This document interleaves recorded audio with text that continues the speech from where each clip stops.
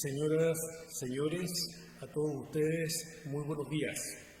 La Universidad Autónoma de Chile da a cada uno de los acá convocados su bienvenida a la presentación del libro Estado Social, Orígenes, Límites y Desafíos, cuya autoría recae en el doctor Eugenio Yáñez Rojas, publicado por la Fundación Konrad Adenauer en Chile.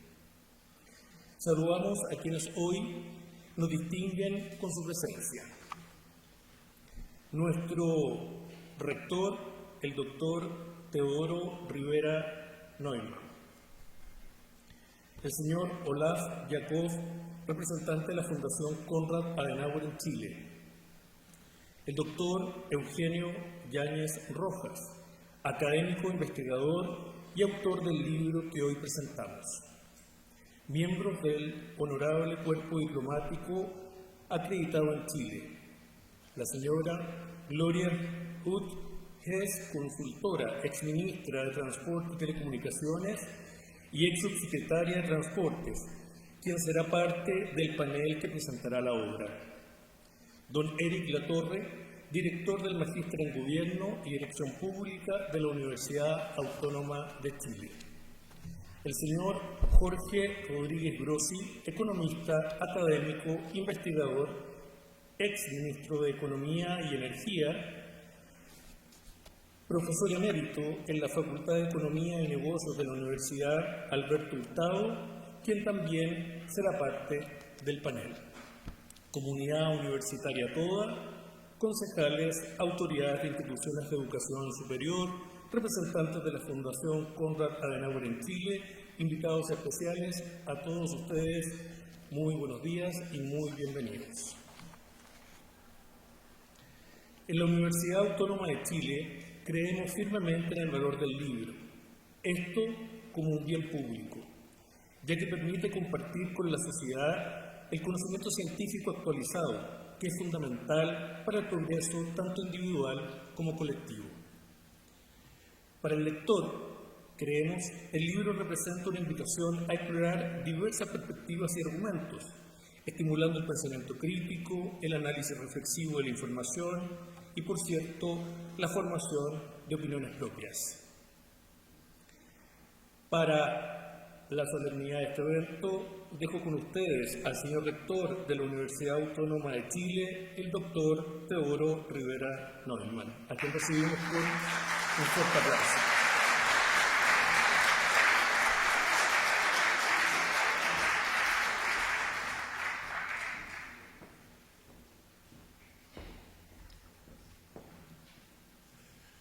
Bueno, sean mis primeras palabras para saludar a quienes participan en esta presentación, al autor del libro, al representante de la Fundación Adenauer en Santiago de Chile, a los profesores, autoridades académicas, decanos, amigas y amigos, estimados alumnos que llenan el aula y convocan, porque no es lo mismo hablar en un aula vacía que en un aula llena.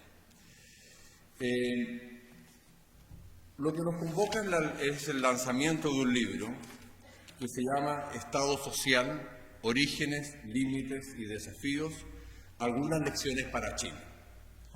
Y su autor es el profesor doctor Eugenio Yáñez Rojas, que primero hizo un bachiller en filosofía en la Universidad Austral de Chile, con posterioridad es un licenciado en Ciencias del Desarrollo en ILADES y realizó su doctorado en filosofía en la Universidad de Osnabrück en Alemania.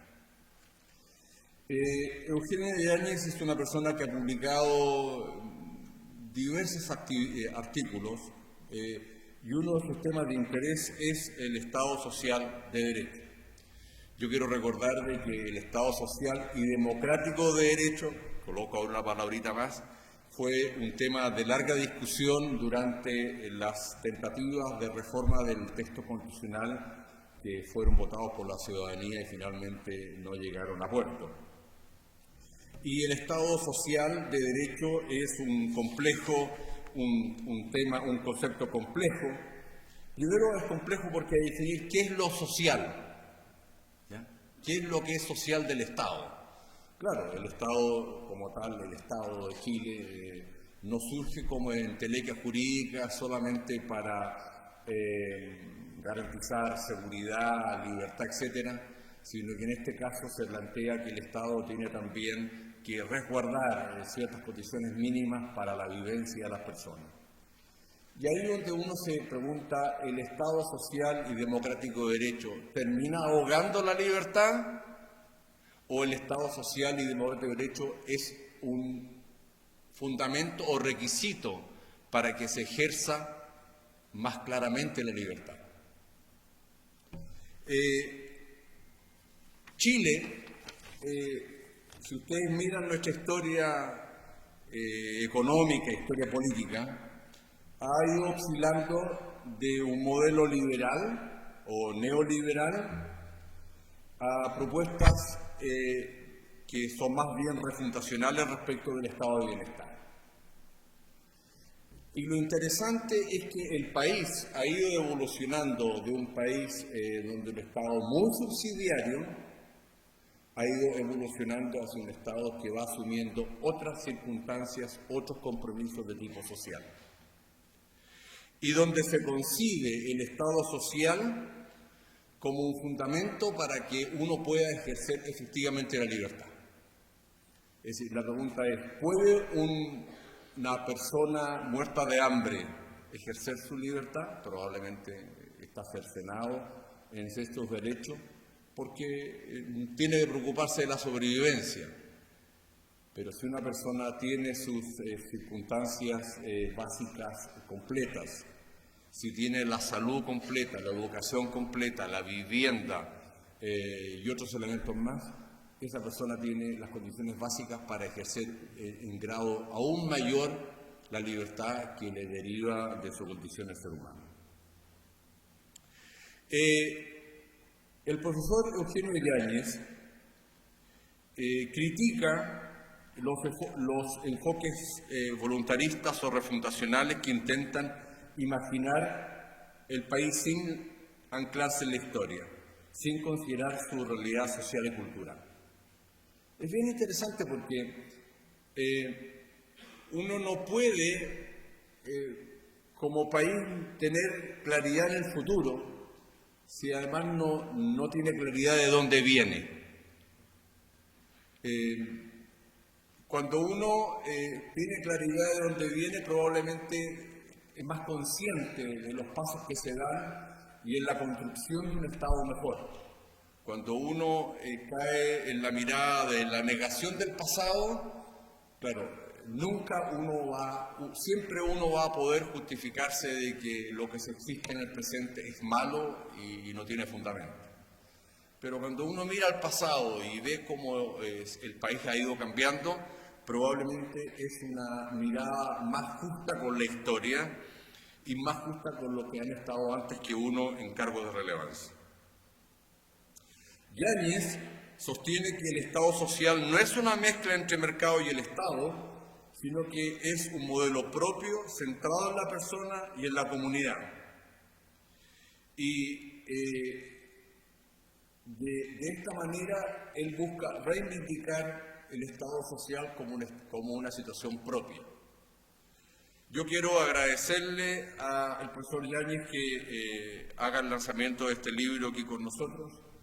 Quiero agradecerle a la Fundación Adenauer por embarcarse en aventuras como esta, del debate en una sociedad que está siendo objeto de debate permanente. Y les agradezco a todos ustedes vuestra participación. Muchas gracias.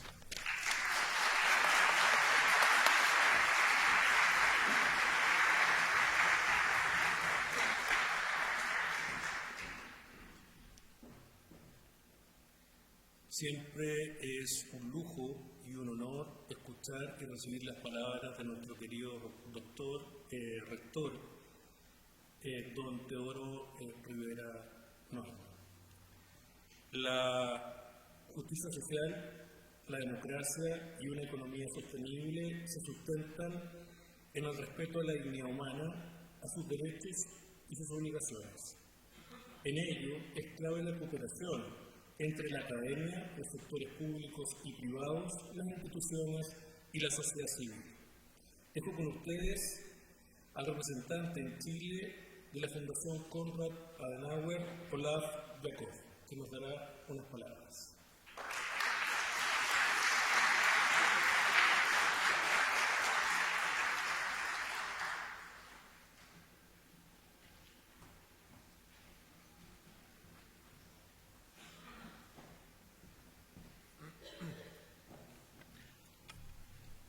Muy buenos días a todos ustedes por venir el día de hoy a este lindo auditorio. Yo quisiera comenzar con un agradecimiento.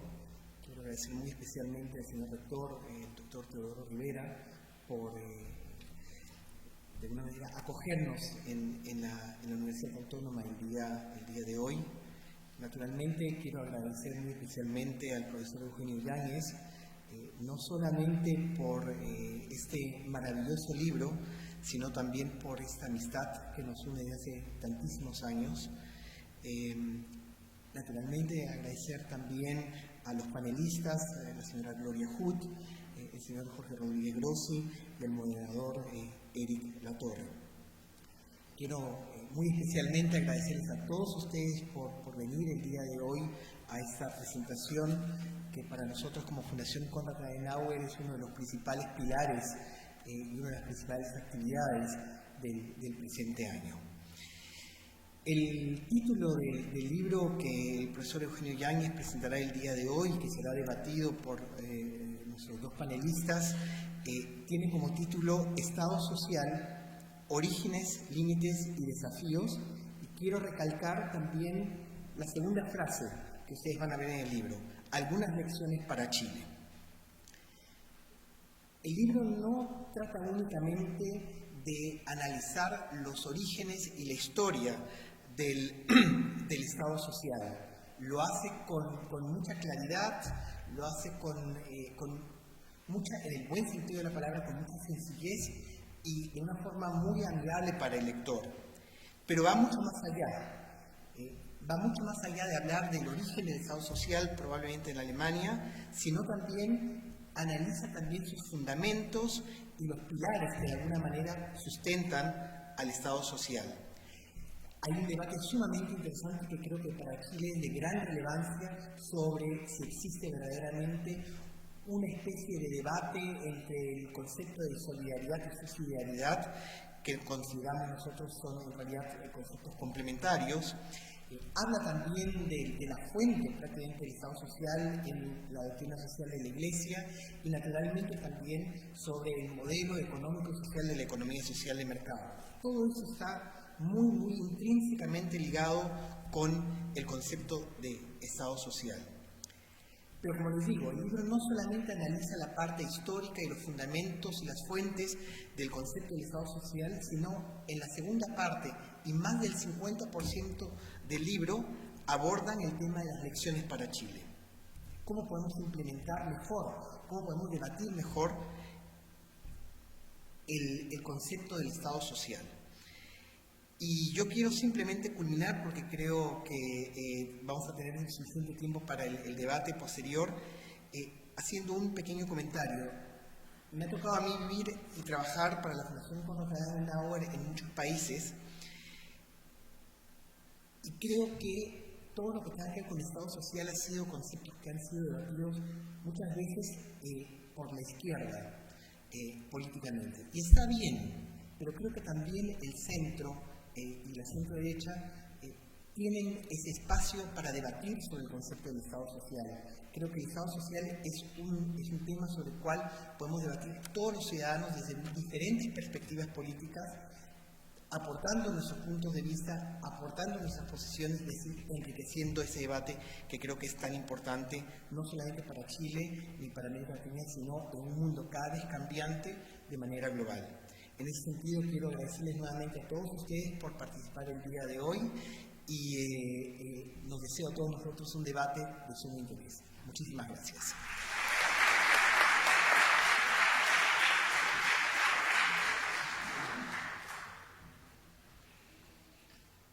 Agradecemos a don Olaf Jakob Yakov por sus palabras. Reflexionar críticamente sobre cómo se organiza la vida en sociedad, cuáles son los principios que deben regir nuestras instituciones y que entendemos, además, por justicia, libertad, poder, autoridad, es clave para pensar y construir mejores formas de convivencia social, todas orientadas por la razón, la equidad y el respeto a la dignidad humana. Dejo con ustedes al profesor Eric Latorre Alarcón, director del Magíster en Gobierno y Dirección Pública de la Universidad Autónoma de Chile, que conducirá el panel que presentará el libro Estado Social, Orígenes, Límites y Desafíos. Muy bienvenido, profesor.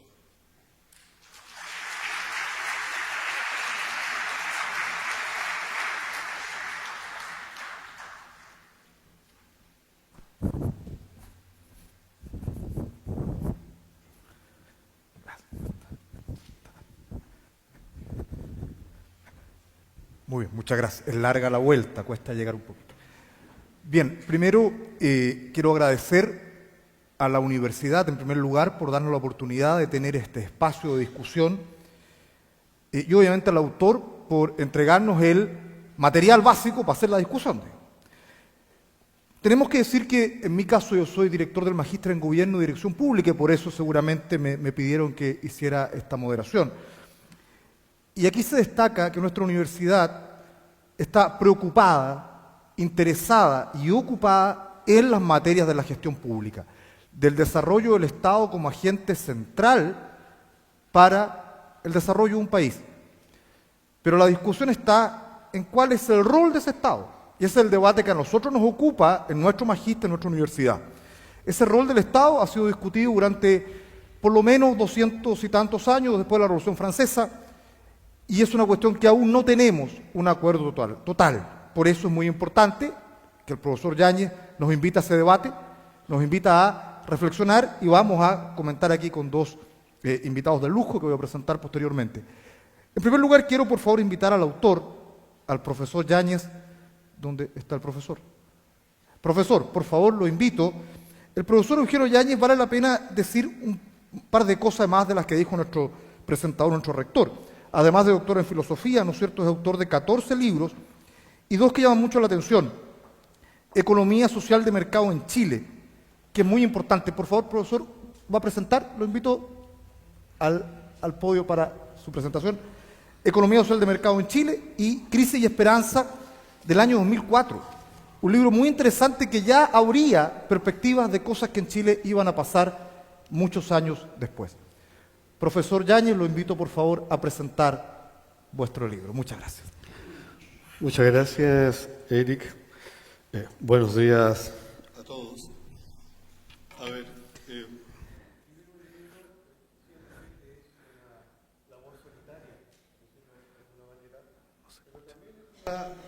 labor comunitaria.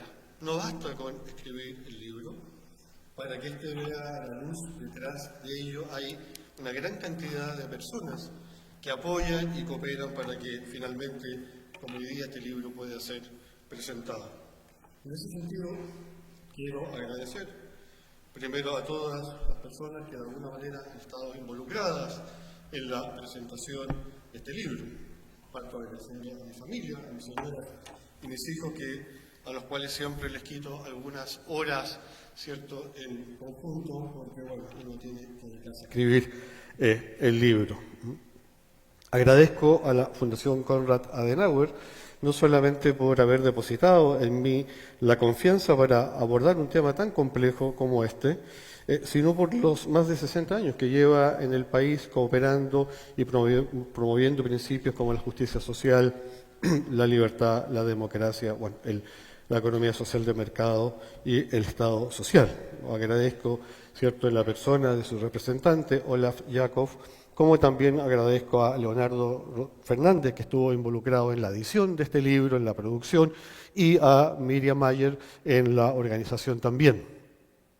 Por supuesto que agradezco a la Universidad Autónoma que nos haya acogido en este hermoso auditorio. Si bien es cierto, la universidad ha cambiado mucho desde el siglo XI después de Cristo, cuando se inauguran las primeras universidades. Yo creo que en esencia la universidad sigue siendo lo mismo. Ese lugar donde una comunidad de personas, maestros y discípulos, académicos y estudiantes, llevando al límite de sus posibilidades la inteligencia, buscan de modo desinteresado la verdad en todos los ámbitos del saber. Y en ese sentido yo creo que hoy día acá hacemos universidad. No solamente la universidad se hace en el aula o se hace en los laboratorios. Yo creo que también estas instancias responden a la esencia de la universidad, el alma de la universidad. Una universidad que está llamada, creo yo, no solamente en ese sentido a formar buenos profesionales, sino también a formar buenos ciudadanos y más aún buenas personas. Así que nuevamente muchas gracias por acogernos acá. Agradezco obviamente a los presentadores, aunque un amigo me dijo mejor agradécele después porque no saben lo que van a decir, pero obviamente yo agradezco también muy gentilmente a Gloria Hood y a Jorge Rodríguez por darse el trabajo de leer y comentar este texto. A ver, yo debo confesar hidalgamente que a mí, entre que me asusta, me pone nervioso y me da cierto pudor tener que hablar desde el podio, porque el podio es un lugar solemne y yo me imagino que siempre el público, no es que me toca hablar mucho desde un podio, espera que uno diga cosas interesantes, profundas, inteligentes, y la verdad que no es mucho mi caso. Entonces, tomando en cuenta eso, yo anoté un par de ideas, las escribí para también ceñirme al tiempo, y bueno, como decía Santa Teresa de Ávila, decía, a fuerza de necedades, algo inteligente diremos entre medio. Así que yo espero quizá algo interesante poder decir. Preparé un PPT, digamos, también un poco para que ustedes se puedan ubicar. Y quisiera partir reflexionando sobre el sentido del libro, ¿cierto? ¿Por qué escribir un libro como este? Este ensayo o libro nace producto de una doble preocupación, una preocupación académica y una preocupación ciudadana.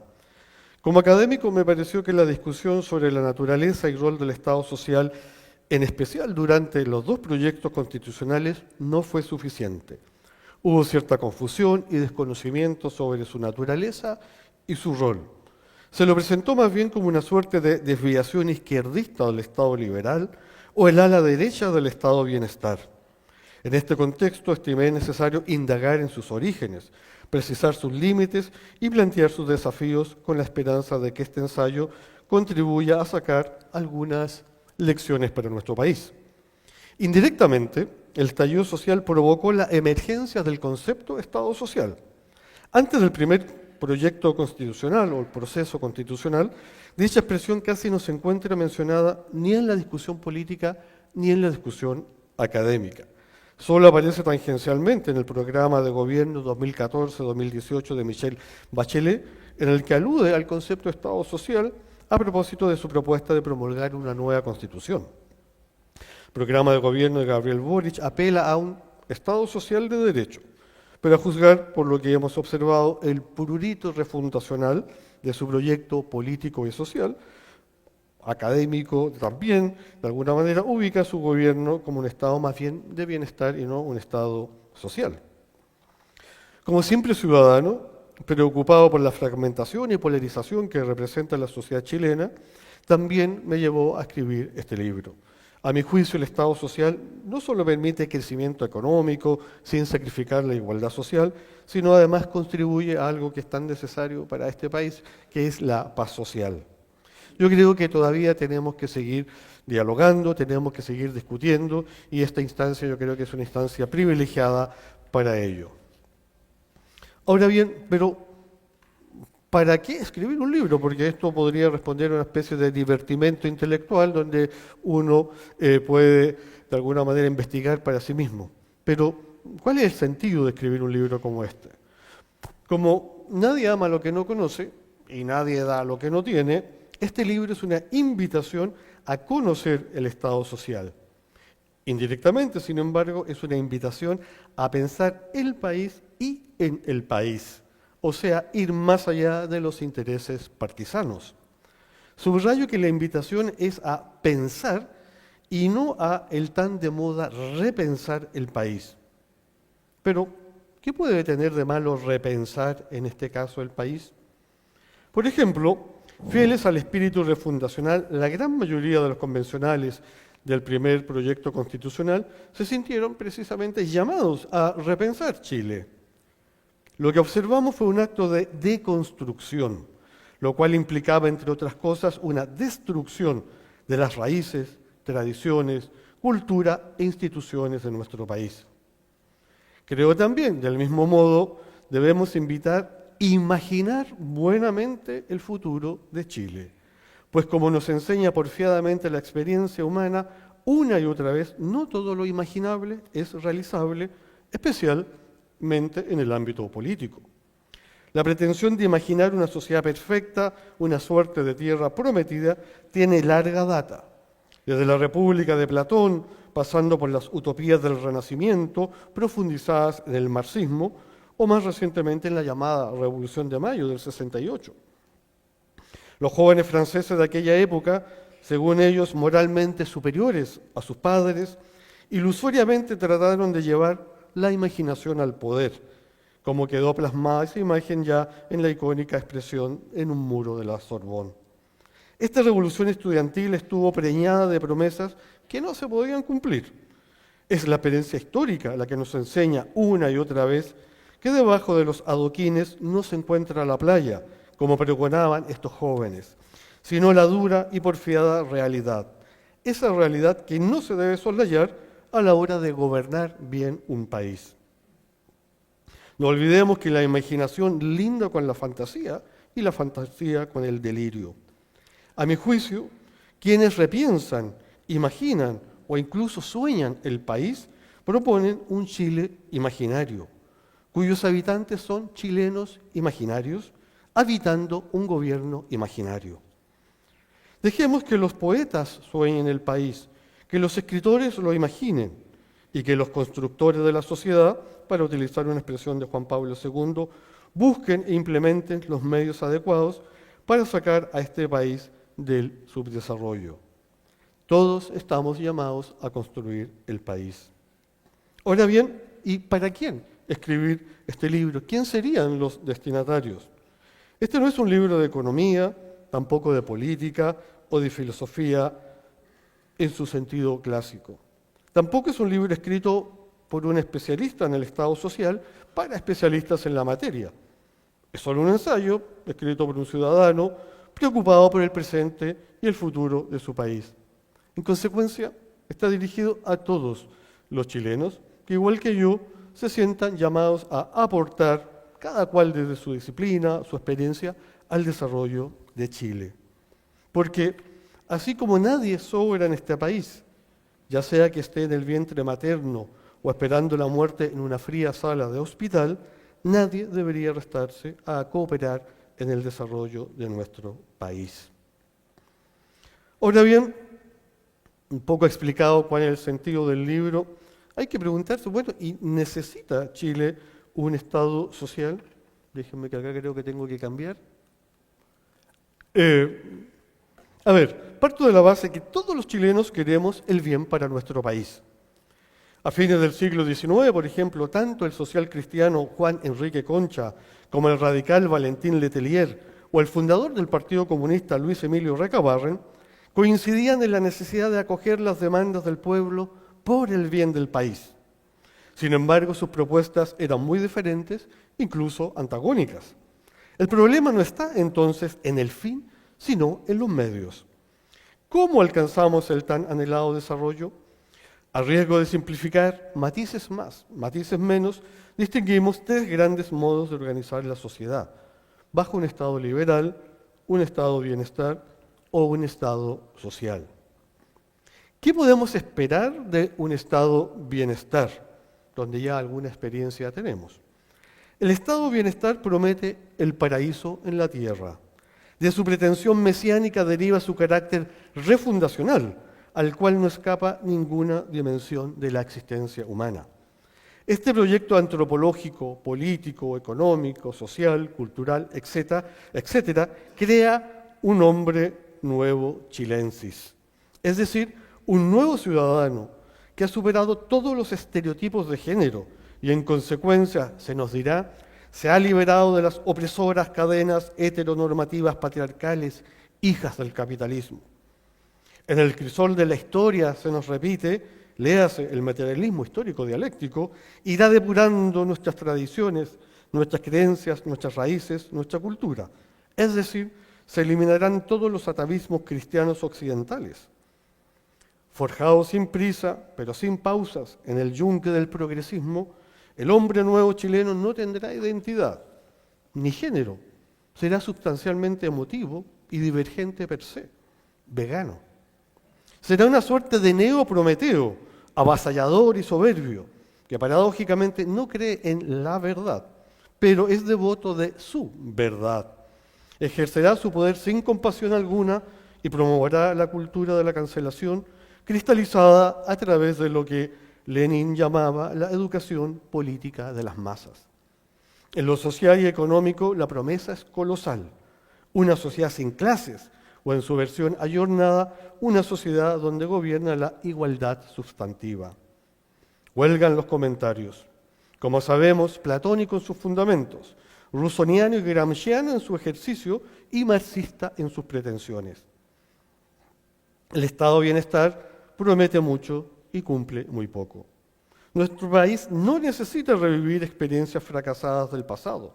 Tampoco necesita un hombre nuevo como el descrito, sino ciudadanos que amen a su patria, que respeten sus tradiciones, pues la tradición no es una veneración de las cenizas, sino la transmisión de un fuego que enciende el alma ciudadana. Ahora bien, esperando que quede relativamente claro por qué no necesitamos un estado bienestar, bueno, y por qué no un estado liberal. Podríamos decir, acuñar el viejo adagio, más vale diablo conocido que diablo por conocer. Yo sé que, aquí quiero hacer un pequeño paréntesis, que el Estado, no hay quizás un Estado liberal, sino que hay estados liberales con muchos matices diferentes, estados liberales que quieren más Estado, otros menos Estado, pero aquí voy a tener que simplificar simplemente. Así como el Estado de bienestar promete el paraíso en la tierra, el Estado liberal promete el reino de la libertad y de la abundancia. Partiendo de la base de que el individuo cada vez que actúa persigue sus propios intereses, buscando maximizar sus beneficios y minimizar sus costos, la libertad, pilar fundamental de este Estado, es entendida como ausencia de coacción. Lamentablemente sabemos que dicha libertad deviene fácilmente libertinaje, que se proyecta, entre otras cosas, en abusos o injusticias. Los defensores del Estado liberal ven en la propiedad privada, en la competencia económica y en el libre mercado precisamente ese reino de la libertad individual que se opone a la coacción estatal. De este modo, un Estado liberal, llamado también mínimo, guardián o subsidiario, constituye un círculo virtuoso por excelencia, pues genera riqueza, promueve la libertad y la propiedad privada y minimiza el rol del Estado. Si este Estado no ha sido capaz todavía de superar lastres atávicos como la pobreza, la desigualdad social, las precarias condiciones de salud, vivienda, pensiones, etc., no se debe cambiar el tipo de Estado, se nos dirá, sino llevar el Estado al límite de sus posibilidades. Sin embargo, la experiencia nos enseña que a veces dichas posibilidades se encuentran agotadas. Entonces, ¿qué nos ofrece un Estado social que sea diferente al Estado liberal y al Estado bienestar? A ver, el Estado social no es la panacea que curará todos nuestros males políticos, sociales y económicos, pero sí, creo yo, cuenta con medios adecuados para enfrentarlos. Tampoco es una visión romántica o utópica de la sociedad. Es un proyecto realista que conoce las debilidades y fortalezas de la condición humana. Entre otras cosas, lo diferencian claramente de un Estado, creo yo, liberal y bienestar como el que hemos descrito. Por ejemplo, durante décadas hemos discutido cómo mejorar el Estado. Por ejemplo, que sea más eficiente y con menos corrupción. Si le preguntamos a un liberal clásico, probablemente nos recomendará que hay que reducir ostensiblemente el tamaño del Estado, eliminando ministerios y la burocracia, reducir el gasto social, dejar que los particulares hagan cargo de la economía. Si consultamos a un partidario del Estado bienestar, él nos dirá seguramente que hay que fiscalizar más, contratar más fiscalizadores, aumentar el tamaño del Estado, promulgar leyes draconianas en contra de la corrupción. Sabemos que el que hace la ley hace el truco y que a veces con mayor fiscalización no se superan los problemas porque operan a posteriori. Bueno, ¿y qué nos dirá un partidario del Estado social? Yo creo que recomendará algo que parece obvio, pero como lo obvio se da por sabido y lo que se da por sabido se olvida, a veces no se le considera. Yo creo que un partidario del Estado social dirá, oiga, hay que mejorar a las personas que componen el Estado. Son ellas las que mejoran las instituciones y no al revés. Y la verdad que no digo nada nuevo. Ya lo sabía San Agustín cuando exclamaba en su muy conocido Salmo 80. Y cito, tiempos malos, tiempos difíciles se quejan los hombres. Los tiempos somos nosotros. Seamos mejores y los tiempos serán mejores. Hasta allí la cita. Claramente, si una institución se compone de buenas personas, esa institución va a ser buena. Y si se compone de excelentes personas, esa institución va a ser excelente. El Estado social, yo creo que a diferencia del Estado liberal y bienestar, deposita su confianza en las personas. Eso sin duda es un riesgo, pero apuesta por las personas. Mucho más que en las leyes, en las estructuras o en las instituciones. El Estado social se diferencia cualitativamente de ambos estados. No es un Estado liberal con correcciones sociales, tampoco un Estado de bienestar con políticas económicas de mercado.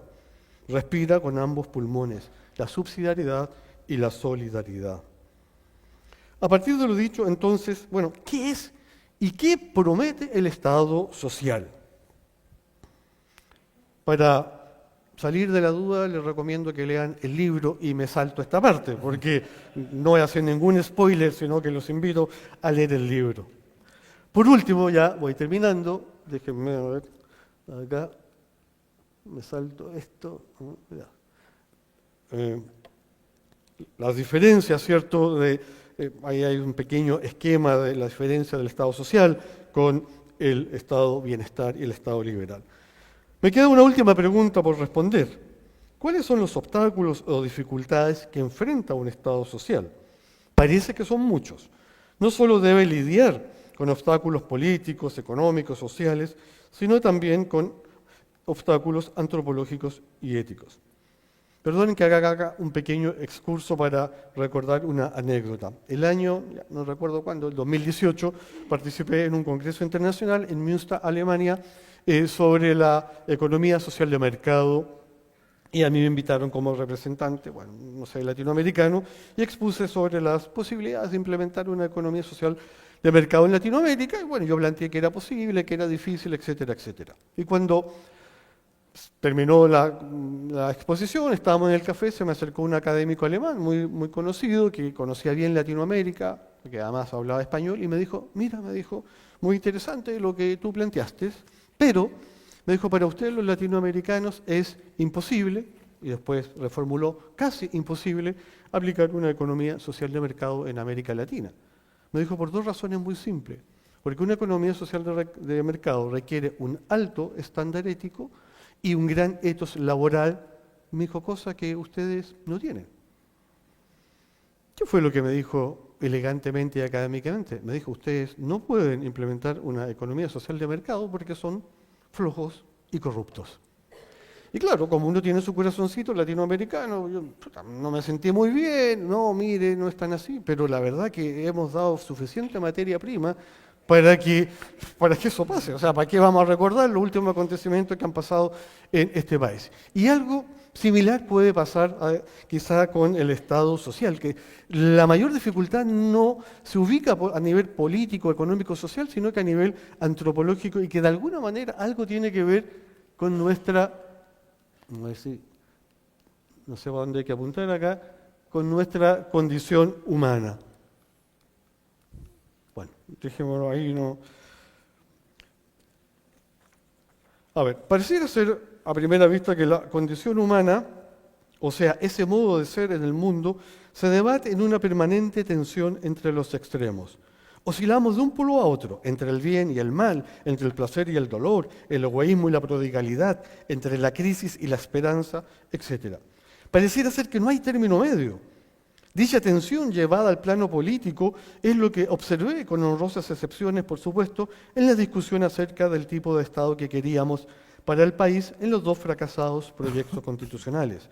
Las posiciones oscilaron entre Estado liberal o Estado bienestar, subsidiarios o solidarios, libertarios o igualitarios, como si el centro no tuviera nada que ofrecer.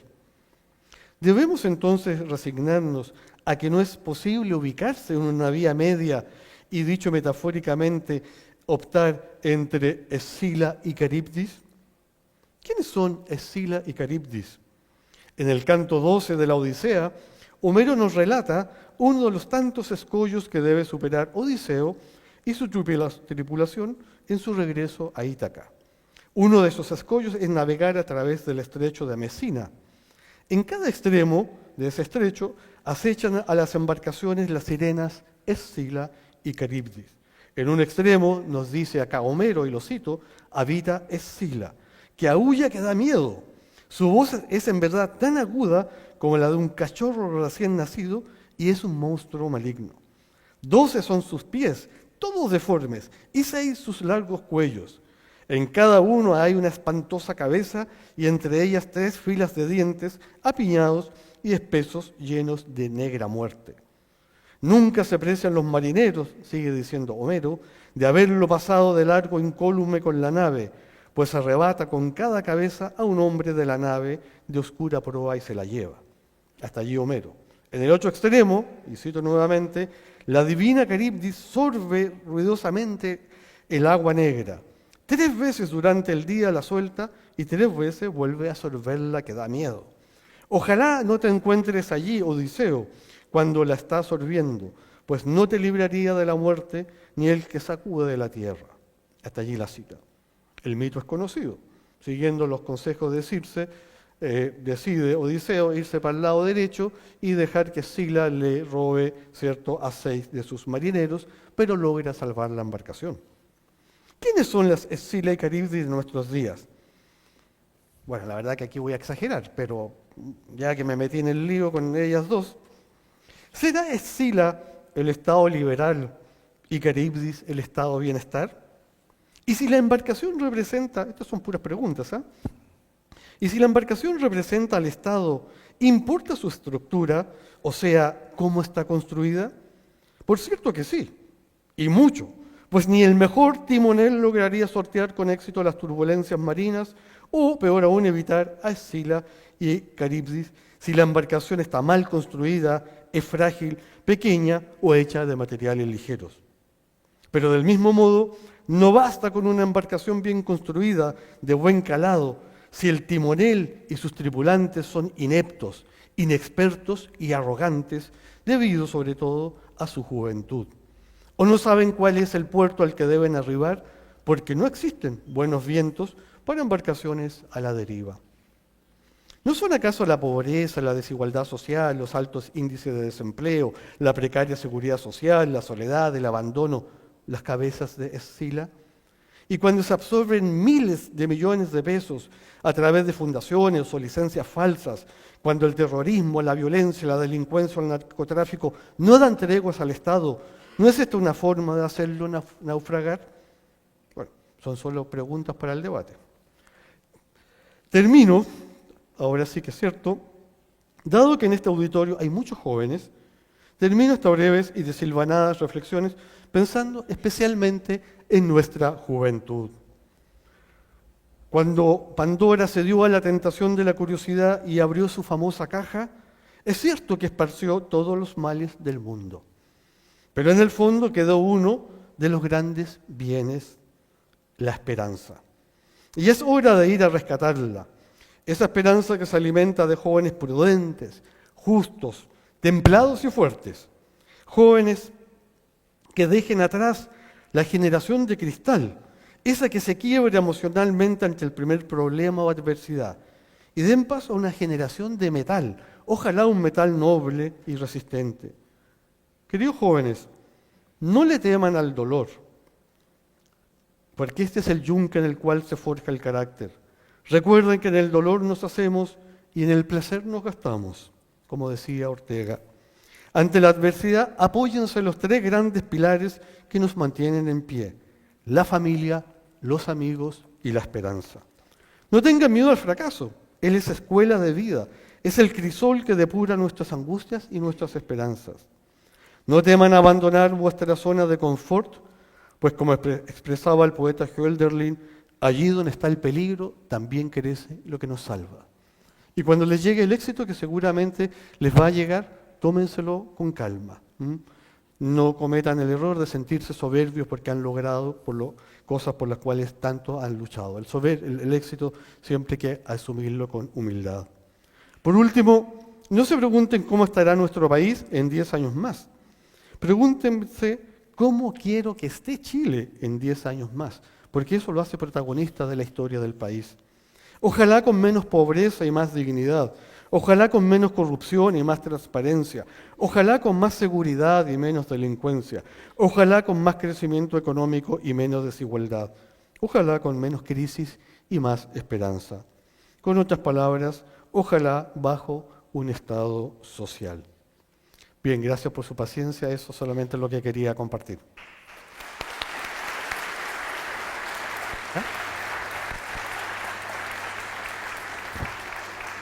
Bien, agradecemos a nuestro autor e invitamos por favor a nuestros comentaristas, la señora Gloria Hood y al señor Jorge Rodríguez Grossi, para los que pido un fuerte aplauso, por favor.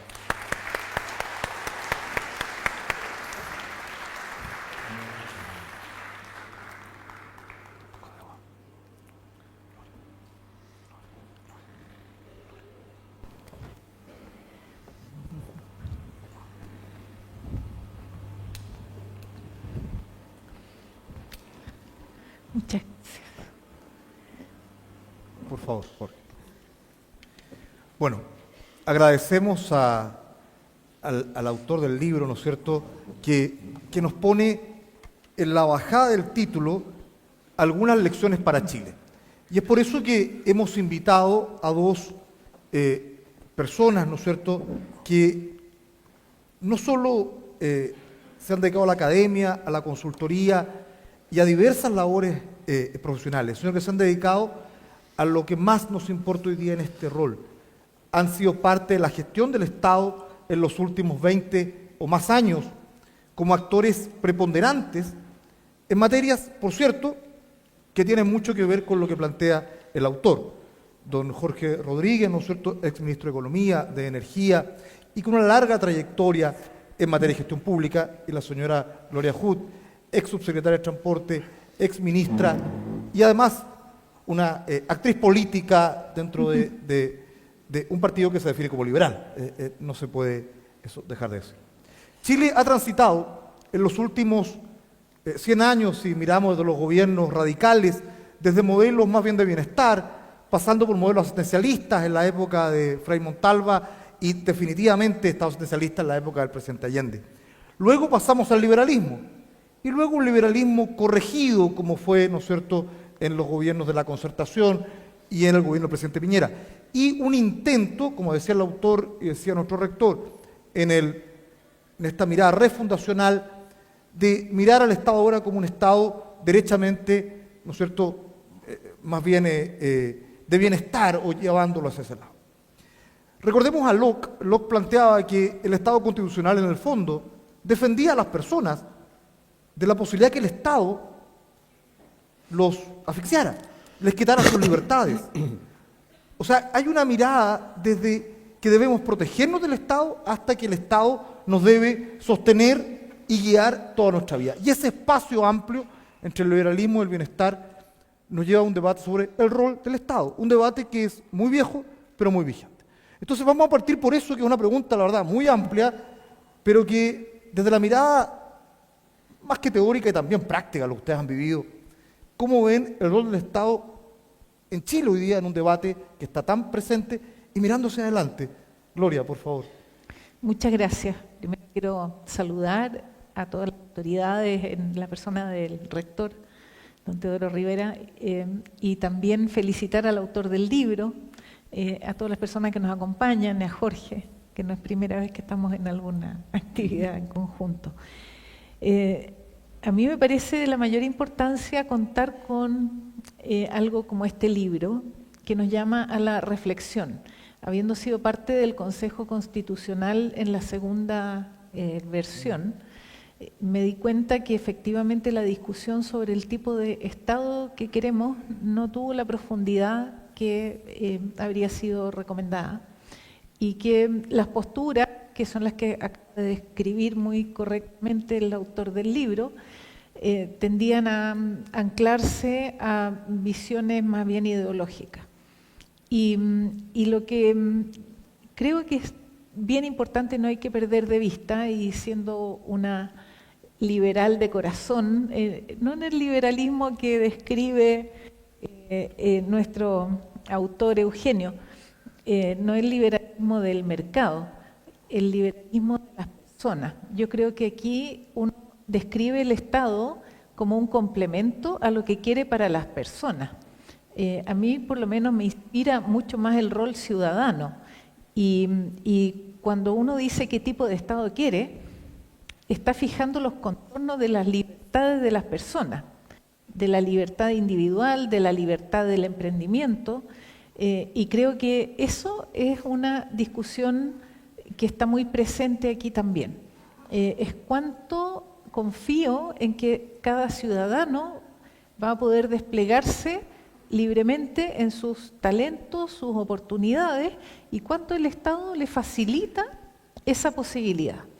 Entonces, mi visión, al menos, está más desde ese rol ciudadano que desde cómo regulo el Estado, cómo defino el Estado.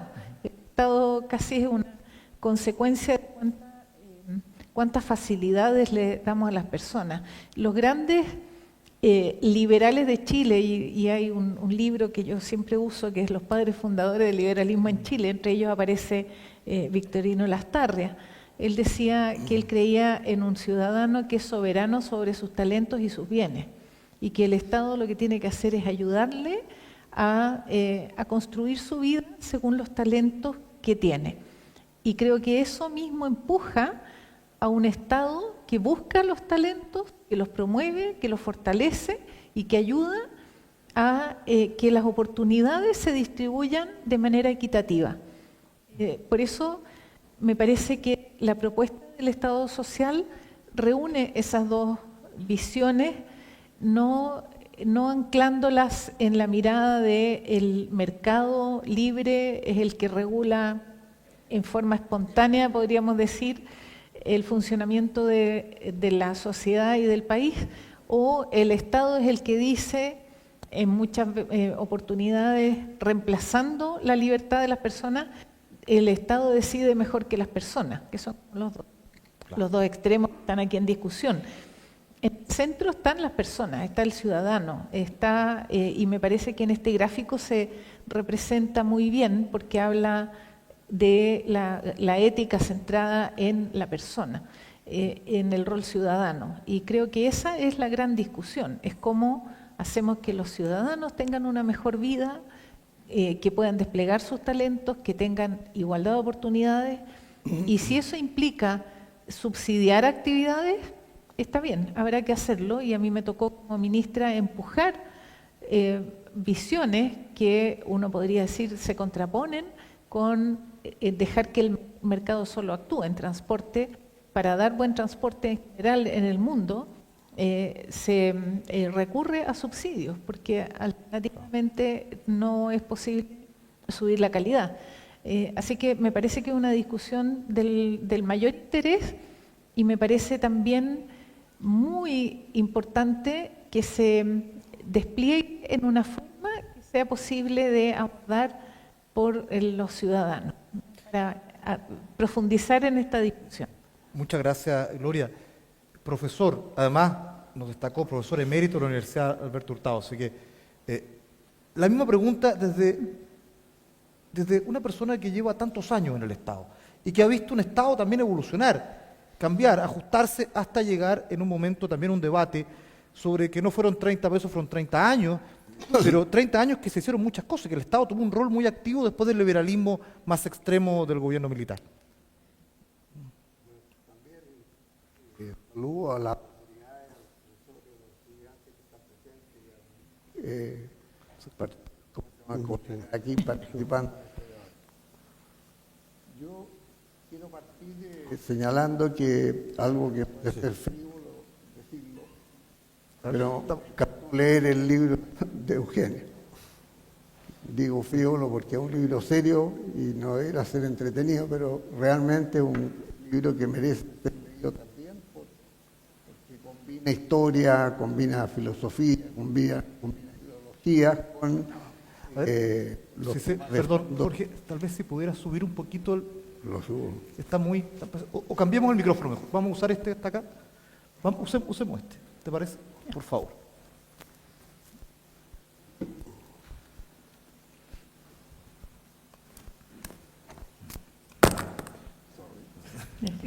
No te preocupes. Bueno, y decir que para mí también el aporte que hace Eugenio en su libro tiene que ver con un enfoque de sistema económicos comparados. A mí me gustó mucho en mis cursos de posgrado tomar ramos en sistemas económicos comparados. Estudié antes del año 91, que fue el momento del derrumbe de la Unión de Repúblicas Socialistas Soviéticas, donde uno lo que discutía siempre era capitalismo y socialismo. Esos eran los elementos centrales para decir cómo es un Estado. Cuando cae la Unión Soviética y el muro de Berlín, qué sé yo, como que nos quedamos sin elementos para analizar las sociedades. Eran todas capitalistas, salvo China quizás, pero también incursionando en el mercado. Y lo que hace Eugenio, ¿no es cierto?, al introducir fundamentalmente la subsidiariedad y la solidaridad, es introducir criterios que hacen posible mirar nuestras sociedades, que son mayoritariamente capitalistas, pero que juegan con estos principios de distinta manera. Yo creo que la práctica, en el caso nuestro chileno, ha mezclado estos dos principios, o ha jugado con estos dos principios, y hemos fallado en algunas materias. El rompimiento social que tuvimos, ¿no es cierto?, durante el gobierno de Sebastián Piñera, habla de un país poco solidario en el sentido poco sólido, como que casi votan a un gobierno. Y por otro lado, el liberalismo no es tan extremo como el que podría ser. Como bien dice Gloria, el liberalismo va a nivelar oportunidades, ¿no es cierto?, sociales, no solo el mismo bienestar para todos o el mismo subsidio para todos, sino que preferir a aquellos que están más desventajados en la vida. Entonces, yo creo que lo que nos está ofreciendo este libro es la perspectiva de mirar Chile hacia adelante, donde caben liberales, caben representantes del pensamiento ¿cómo se llama?, de bienestar, y el Estado social, que está muy bien fundamentado en este libro, con raíces no solo prácticas, sino que raíces filosóficas, religiosas incluso.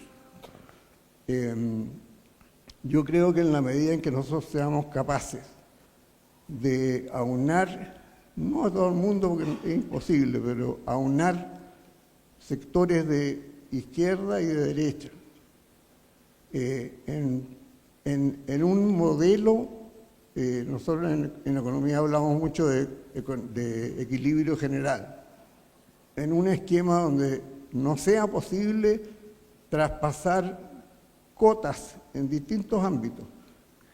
Por ejemplo, si uno pensara en la perspectiva liberal, dejar todo libre en materia económica, sería un desastre. Tendríamos más monopolios, tendríamos más coligados, qué sé yo. Eso no es el planteamiento de los liberales en Chile, pero podría serlo, como en Estados Unidos sí es vigente.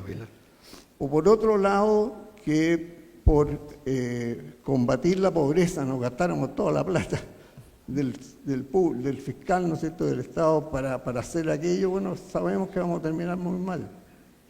Si somos capaces de generar una adhesión a este marco común, yo creo que nosotros tendríamos una perspectiva muy positiva hacia adelante como país. Muchas gracias, Jorge. Gloria, parece que se da una especie de dicotomía entre estos dos extremos teóricos que plantea el profesor, que además hace un ejercicio muy bueno, porque nos pone claramente los dos modelos y él separa al medio en este elemento que parece que coincide. Tú hablas de la persona, ¿no es cierto?, en el ciudadano. ¿Cómo es tú esa tensión entre libertad individual e igualdad social, que parece que fuera una tensión? ¿Se puede compatibilizar? ¿Cómo avanzamos desde tu perspectiva más liberal hacia esa especie de equilibrio entre estas dos cuestiones?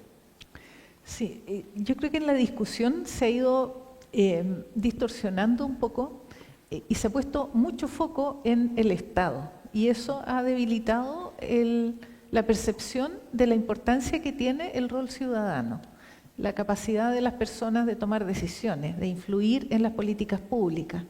Creo que eso es algo importante, y cuando hablamos de la libertad individual, esa libertad está muy anclada en encontrar todos los espacios para la iniciativa de las personas. La iniciativa de las personas es de un enorme valor para el desarrollo de los países, y no se puede ahogar por intentar control a partir de un modelo de Estado. Hay cosas que a mí me gustan, por ejemplo, de la forma de hacer en Estados Unidos, no particularmente ahora, pero el hecho de que allá se puede hacer prácticamente todo, excepto ciertas cosas. Y si uno hace esas cosas, por ejemplo en el ámbito de los negocios, se va a la cárcel seguro y no lo saca nadie. Entonces, hay mucho estímulo a la iniciativa individual, al emprendimiento, desde donde se nutre el desarrollo de los países, y se ponen reglas muy estrictas para todo aquello que afecta al resto. Y creo que entonces, por un lado, está la necesidad de que los países evolucionen sobre la base de las capacidades de las personas.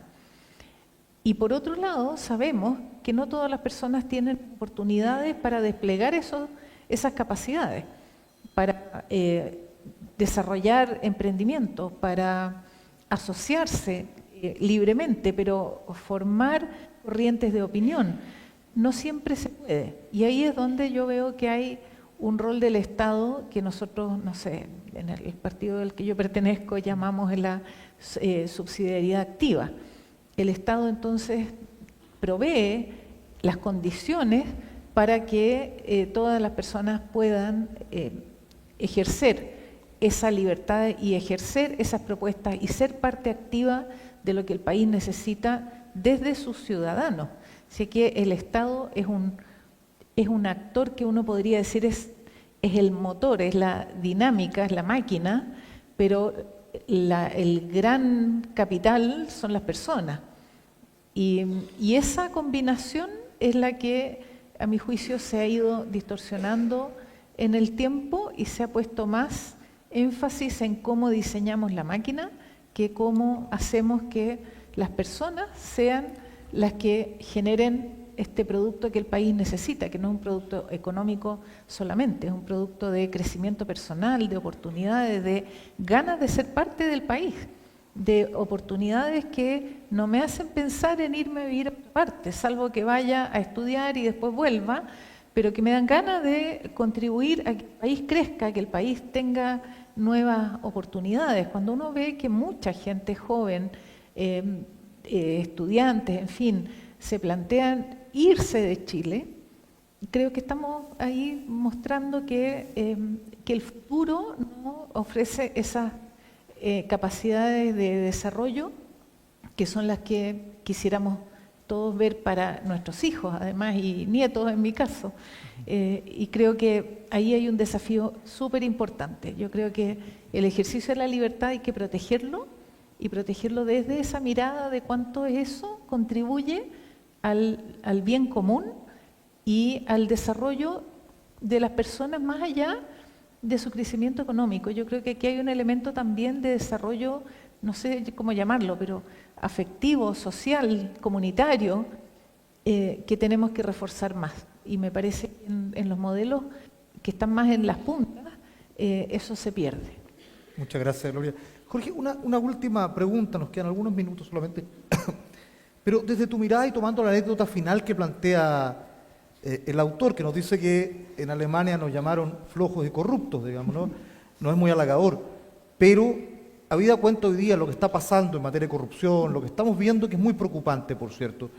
Te quería pedir una reflexión al final un poco de tu mirada, porque el modelo de Estado social pone al centro la persona y la ética al final del día, ¿no? Y parece que estamos en un escenario bien complicado en ese contexto. ¿Cómo, me gustaría una reflexión tuya con todos tus años de trayectoria y toda tu experiencia en el Estado? ¿Cómo ves este fenómeno en el contexto que ha planteado el autor? Bueno, efectivamente, los países tenemos diferencias culturales que permiten, digamos, este tipo de afirmaciones, por ofensivas que sean, digamos. Y hay muchos otros casos a nivel mundial que uno pudiera destacar, ¿no es cierto? Por lo tanto, la aspiración no es llegar a ser Alemania de un día para otro en estos aspectos, sino que caminar hacia un tipo de sociedad donde sea posible tener un país muy sólido, que no lo tenemos. El país está súper dividido. Y eso, desde el punto de vista humano, económico, social, es pésimo, ¿no? Porque si uno quiere crecer, que es lo que todo el mundo dice que sí, que hay que crecer, y por otro lado no respetamos todo lo que corresponde en materia de propiedad, por ejemplo, donde el Congreso Nacional de repente se sale de sus casillas y avanza en legislación que no es compatible con la Constitución, en fin, muchos otros casos. Bueno, no vamos a lograr ninguna de esas cosas, ni crecimiento, ni solidaridad. Yo reflexionaba sobre el concepto de subsidiariedad, que gracias a haber concesionado caminos, carreteras, puertos, el Estado de Chile, el gobierno de Chile, fue capaz de pavimentar caminos rurales, que era imposible antes, porque no alcanzaba la plata. Bueno, ahora hemos llegado a un punto donde no podemos seguir gastando más plata pública, porque nos pasamos de largo. Entonces, ¿cómo lograr, no llegando a los niveles de Alemania, porque nos va a costar hacerlo, pero cómo logramos generar un sistema institucional donde desde izquierda a derechas nos pongamos límites en pos de tener un país más sólido, más solidario, donde la iniciativa privada tenga espacio, donde no haya que esperar 6 años o 7 años para construir un edificio porque me están cuestionando en el sistema ambiental. En fin, hay muchas tareas que hacer para lograr un país donde uno quisiera quedarse, ¿no? Donde ningún joven quisiera irse a vivir a otro lado, porque nuestro país merece llegar a ese nivel. Ahora, insisto, ser iguales que los alemanes no, pero mejores que lo que somos hoy día sí. Y eso es posible. Muy bien, muchas gracias, Jorge. Oye, si me permite Por favor, complementar una cosa, yo tuve la oportunidad de vivir en Alemania 2 años Y cuando volví, siempre me preguntaban qué echas de menos, que allá la gente respeta las reglas, conduce por donde tiene que ir, qué sé yo. Pero ¿sabes qué? No fue nada de eso, es el sentido cívico. Es tan fuerte la actitud de los ciudadanos respecto a su deber como ciudadano y a que cada uno tiene que hacer lo que tiene que hacer, porque si no lo hace perjudica a otro, que eso solo construye una red de confianza que a mí no me ha tocado ver en otra parte. Y eso es una ética de funcionamiento de la sociedad que está también en el libro de Eugenio, cuando él habla de hacer lo correcto, de trabajar.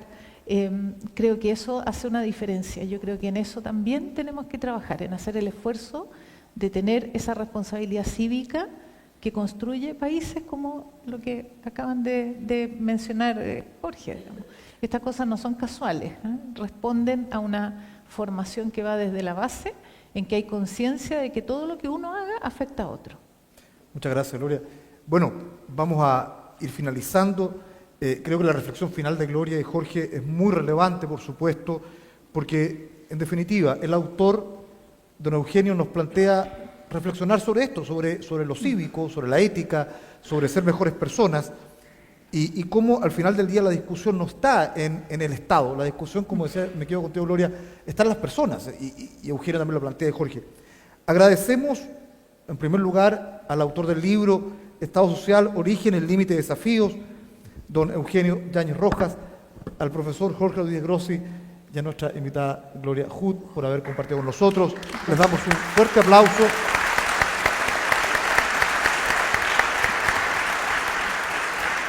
Y, por supuesto, a nombre de la Universidad Autónoma de Chile, agradecemos a la Fundación Konrad Adenauer, que también nos ha acompañado, a nuestro rector, a nuestras autoridades, y los invito cordialmente a compartir un cóctel de camaradería todos los que hemos venido acá. Muchas gracias.